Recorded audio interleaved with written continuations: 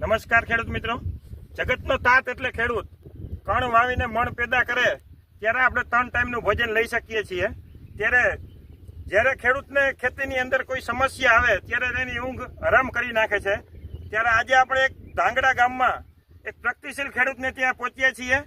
તો આપણે ખેડૂતના મોઢેથી જ ખેડૂતના અનુભવ સાંભળીશું કે તેને ગ્રેસ બાયોકેર પ્રાઇવેટ લિમિટેડની કઈ પ્રોડક્ટ વાપરેલી છે અને એને કેવા રિઝલ્ટ મળ્યા છે. તો હું ખેડૂત મિત્રને વિનંતી કરીશ કે આપનો પૂરો પરિચય જણાવો.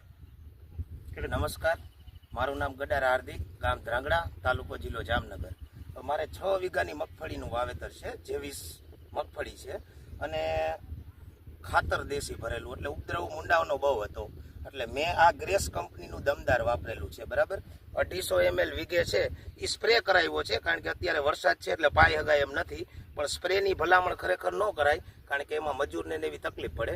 પણ જો તમે આને પાણી ભેગું વીઘે 250 ml તમે દમદારનું ગ્રેસ કંપનીનું પાવ તો મુંડામાં 100% રિઝલ્ટ આવી શકે. તમે આ સામે જોઈ શકો કે આનું રિઝલ્ટ શું છે.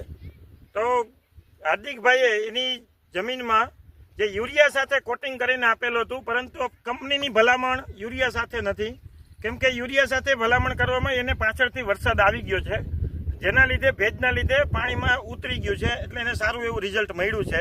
લગભગ કહી શકાય કે 90 થી 100% મુંડાનું ટોટલ નિયંત્રણ થઈ ગયું છે.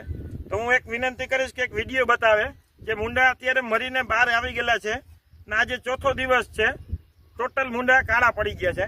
એક વિડીયો બતાવો.